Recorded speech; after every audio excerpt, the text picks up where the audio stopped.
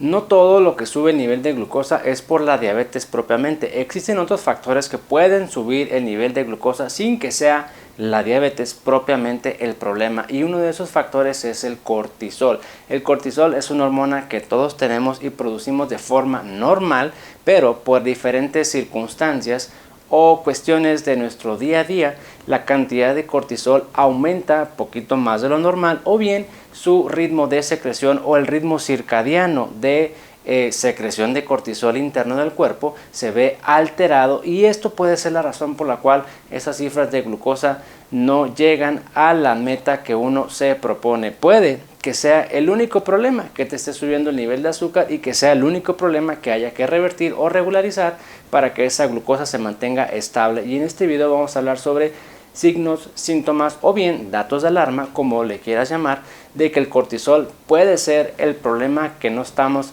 resolviendo. Yo soy el doctor Antonio Cota, soy médico internista y médico de Sugar Care. Me encuentro en la ciudad de Tijuana, Baja California, México. Contamos con consultas presenciales o en línea. Te dejo el número en pantalla si estás interesado en que te ayude a revertir la diabetes o bien a identificar cuáles son los problemas u obstáculos que no te dejan controlar ese nivel de glucosa. Y este tema del cortisol es cada vez más y más frecuente por diferentes motivos. Y no necesariamente el cortisol tiene que sobrepasar el límite superior. El cortisol se mide en sangre. Bueno, una de las formas de medirlo que vamos a comentar más adelante es en sangre. Y en mi experiencia lo que he notado es que cuando este cortisol en sangre en la mañana está cerca del límite superior, frecuentemente es la razón por la cual ese nivel de glucosa no se logra controlar.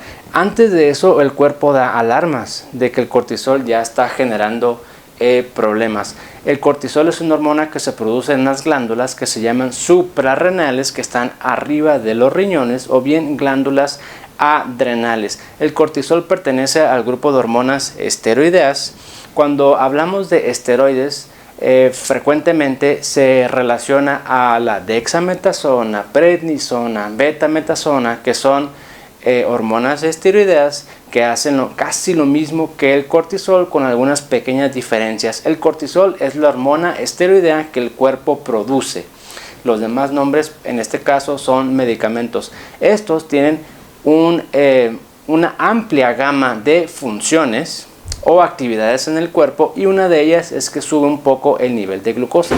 Cortisol es absolutamente necesario tenerlo, porque sin cortisol no podríamos mantenernos con vida. El cortisol es una hormona que se eleva ante situaciones de estrés, de peligro, de cirugías,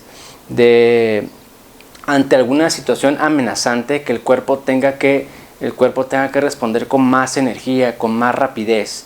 Te activa ante estas situaciones amenazantes. Si no tuviéramos eso, no tendríamos la capacidad de hacer frente a estas circunstancias. Por ejemplo, las cirugías. Frecuentemente las cirugías que son invasivas, que son mayores, por ejemplo, el cuerpo tiene que producir más energía, tiene que activar su metabolismo para recuperarse de eso que le pasó durante la cirugía, y el cortisol es una hormona sumamente importante, pero claro, tiene que estar dentro de rangos normales, y su patrón de secreción o su ritmo circadiano tiene que ser pues lo más normal posible. Ahora, ¿qué síntomas o consecuencias podemos tener de un cortisol alto o mal regulado? Número 1, ya te lo dije al principio, que tu azúcar no se logre controlar, principalmente en ayuno, principalmente al despertar. Y esto sucede porque la cantidad de cortisol que se produce durante el día tendría que ser un poco más alta en la mañana y un poco menor durante la noche de forma normal.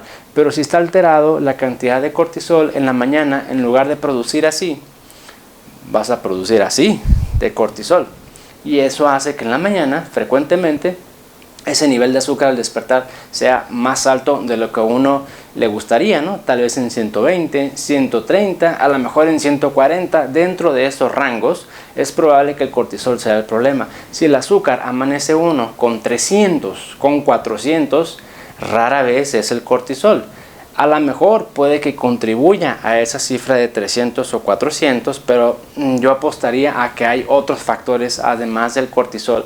Cuando las personas, porque hay diabetes que no es diabetes, cuando las personas tienen azúcar en ayuno 110, 120, 130, su hemoglobina glucosilada en 6, 6.2, puede que no sea diabetes el problema, puede que sea este problema únicamente de cortisol que te está generando esas cifras. Ese es el primer signo, que tu glucosa en ayuno sea alta o al despertar durante la mañana sea más alta de lo que a ti te gustaría, generalmente arriba de 100 al despertar. El segundo síntoma o dato de alarma que el cuerpo nos dice que a lo mejor estamos teniendo problemas con esta hormona es cambios en el estado del ánimo, irritabilidad, ansiedad, depresión. Estos síntomas pueden ser atribuidos a este problema hormonal, que de hecho el usar prednisona, dexametasona, betametasona generalmente se acompaña de estos cambios del ánimo. Frecuentemente es, me inyecté Dexavión o tal medicamento porque me sentía muy mal, tenía dolor, me sentía cansado, me inyecté esteroides y me sentí súper bien. Esos cambios del ánimo son a lo mejor por este problema de cortisol. Y si estamos teniendo eso y nomás no mejoramos, hay que pensar que a lo mejor tenemos una alteración en este sistema hormonal. A lo mejor es una persona explosiva o que se encuentra o que se altera con mucha facilidad. Probablemente sea el problema. El tercer síntoma o consecuencia de un cortisol alto o mal regulado es que la glucosa en la noche o antes de dormir sea más alto que en la mañana.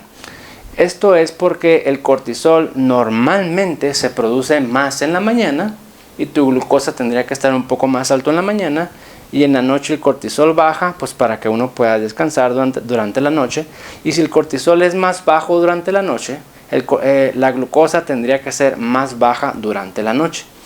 Si sucede lo contrario, si en la noche tenemos más alta la glucosa y en la mañana más baja, probablemente sea que el ritmo o el ciclo del cortisol esté invertido. En lugar de ser así, está así.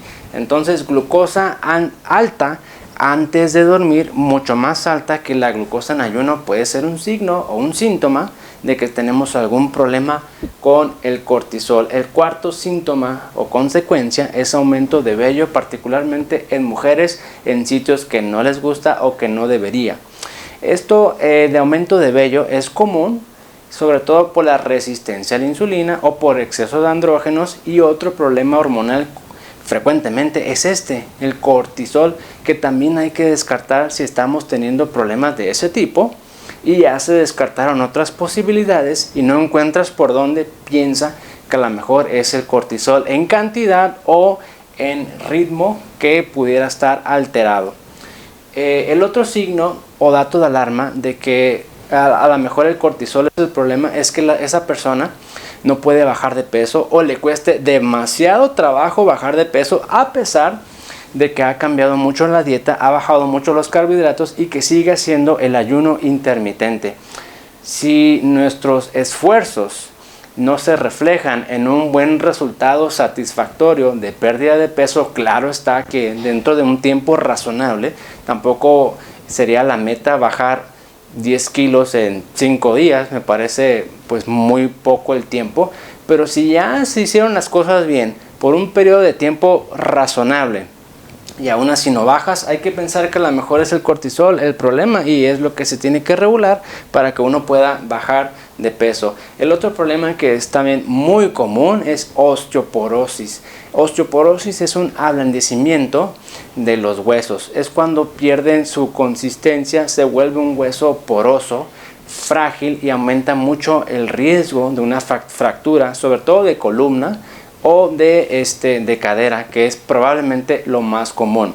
Osteoporosis es un signo de que algo no está bien, que pudiera ser el cortisol o puede ser la falta de vitamina D, falta de ejercicio y un sinfín de factores, pero que sin duda el cortisol es un factor muy importante. Puede que esté alterado este sistema hormonal en nuestro cuerpo, o puede que sea consecuencia de un uso excesivo de esteroides. El utilizar medicamentos con cortisona por diferente motivo puede generar este problema en los huesos, osteoporosis. Esto se mide en una densitometría ósea para medir la calcificación o la porosidad de los huesos. Si es este el problema, hay que pensar que a lo mejor es una alteración del cortisol que haya que revertir. De lo contrario, esa osteoporosis jamás va a desaparecer. ¿Qué puede sentir una persona con osteoporosis? A lo mejor tiene síntomas de dolores, a lo mejor no hay síntomas hasta que se fracturen, por ejemplo. Y un dato muy común y curioso que muy poco se habla es la pérdida de la estatura. Generalmente esta pérdida de la estatura la gente lo atribuye a la edad. Y sí es cierto, por la edad uno se va encogiendo, claro. Pero si esa pérdida de estatura es demasiado rápido, ves alteraciones de la columna, ves a personas que están un poco encorvadas o que algo no cuadra, pues hay que pensar que a lo mejor es osteoporosis. Y ese es un estudio de densitometría ósea que es muy accesible, que realizan en muchos lugares y que nos puede aportar esta información. Y si es esto el problema, hay que dar un tratamiento que usualmente son muy largos para osteoporosis, pero de lo contrario podría generar más complicaciones. Otro síntoma o consecuencia de problemas con el cortisol son problemas del sueño. Siempre cuando una persona se queja de que no puede dormir o que se duerme y después se está continuamente despertando, tiene un sueño fragmentado, o bien se duerme 2-3 horas, se despierta y ya no se puede volver a dormir, hay que pensar que a lo mejor es un problema de cortisol. Y no estoy diciendo que sea la única causa.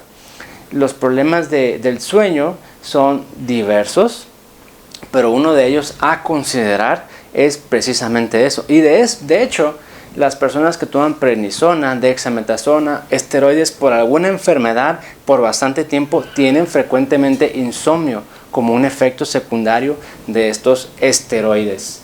El otro que me parece también muy común y frecuente, sobre todo en aquellas personas que toman remedios para el dolor y que no saben que contienen cortisona o algún esteroide, es la debilidad muscular.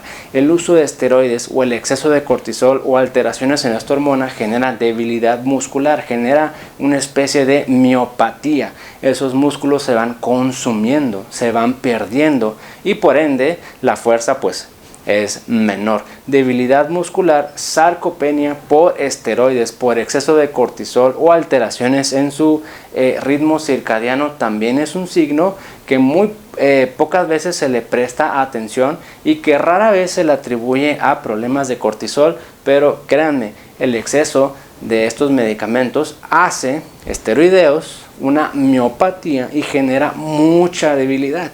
Si ya se buscó por diferentes lugares, por diferentes motivos, qué es lo que está pasando por lo cual no podemos adquirir más músculo, hacemos ejercicio, nuestra dieta es saludable, hacemos pesas, etcétera, etcétera, etcétera, y no más no, y esa pérdida de músculo nos genera problemas de funcionalidad o de salud. Hay que pensar que a lo mejor es un tema de cortisol porque es relativamente frecuente. Presión arterial incontrolable. Por ahí hay mucha gente que padece la presión arterial y que no se puede controlar bien con medicamentos por diferentes motivos. A veces es el estrés, a veces son problemas de sueño, es dolor, son infecciones, etcétera, etcétera, etcétera, problemas en los riñones. Y una de esas causas que no permite que esa presión arterial se controle puede ser el cortisol. Puede ser ese el detalle que no te deja controlar esa presión arterial. ¿Cómo lo podemos inferir? Pues hay que hacer intervenciones para regular mejor ese cortisol. Claro, primero hay que medirlo. Y si regulando ese cortisol la presión arterial se regulariza, pues ahí está. Entonces significa que ese problema de cortisol te estaba descontrolando esa presión arterial. Siempre cuando ante un paciente, una persona que tiene presión arterial alta y no se controla, hay que pensar en factores exacerbantes. ¿Cuál es el factor o cuáles son los factores que no permiten que esa presión arterial se regularice? No es normal, no nomás es medicamento, no, hay que pensar tantito, a ver, ¿por qué no baja esa presión arterial?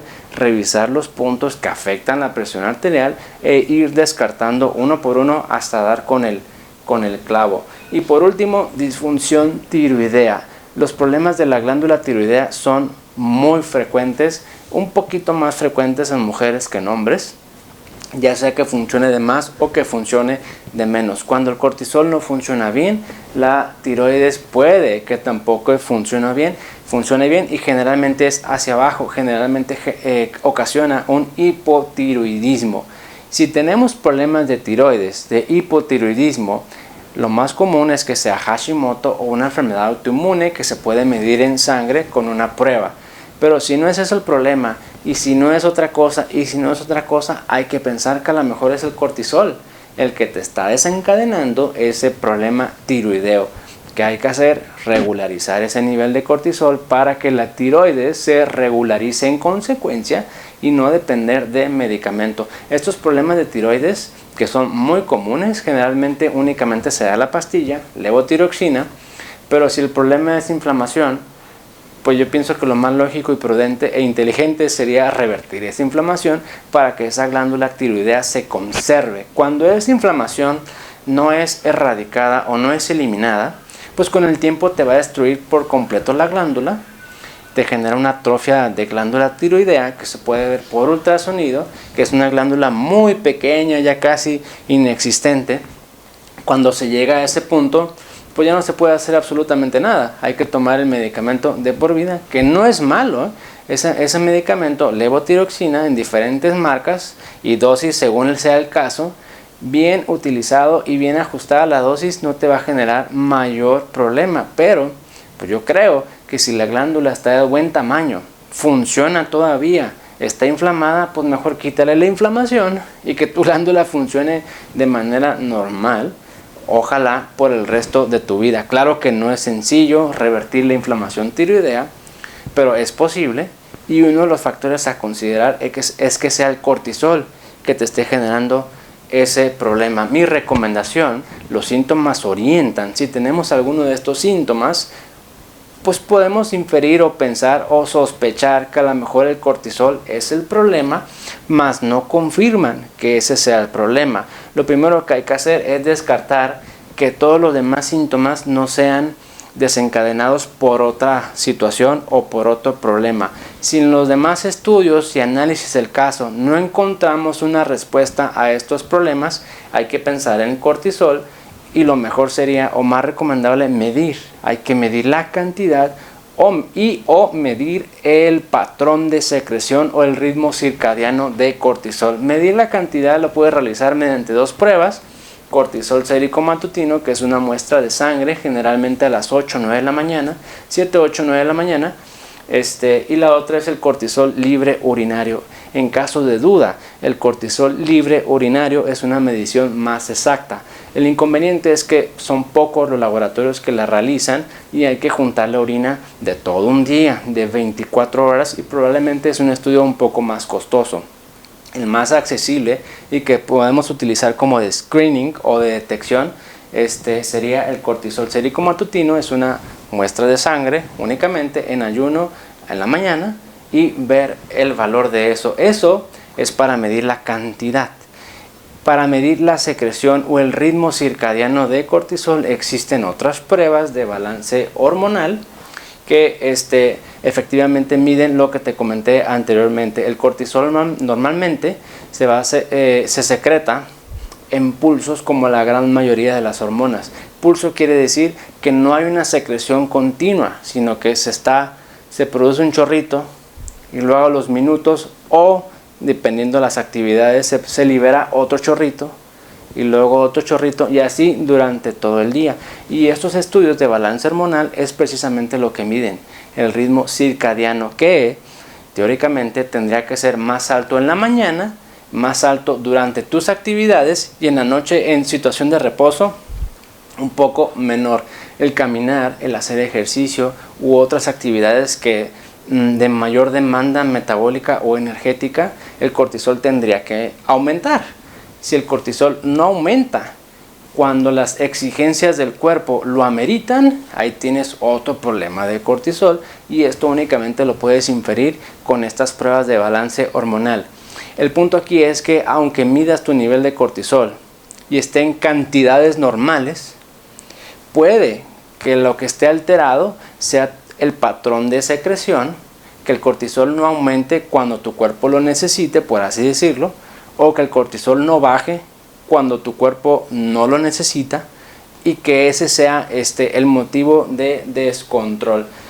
Bien, entonces mi recomendación es medir primero y después tomar la decisión, y siempre tomar en cuenta otras posibilidades. No porque tengamos esos síntomas ya podemos concluir con certeza 100% y sin margen de error que es el cortisol. Así no funciona esto, hay que descartar otras posibilidades, ir analizando e ir probando hasta dar con la raíz del problema, y si es posible solucionar ese problema, pues para que le demos una solución definitiva a esa situación y no se dependa únicamente de medicamento, y peor aún, tomar medicamento cuando ni siquiera sabemos cuál es el problema de fondo. Yo soy el doctor Antonio Cota, soy médico internista y espero haberte ayudado con este tema de cortisol, que sin duda es muy interesante, es muy frecuente, afecta a muchas personas, probablemente a todos nosotros nos afecta en diferentes contextos, en diferentes situaciones y por diferentes periodos. Y creo que es importante que conozcas esta información, cómo medir tu cortisol, cuáles son los síntomas, consecuencias o signos que puedes detectar de que a lo mejor el cortisol no está bien regulado o tienes un exceso, y que aprendas y que sepas que existen pruebas de balance hormonal para medir tu ritmo circadiano de cortisol, y si hay un problema, pues intervenir para regularizar esto.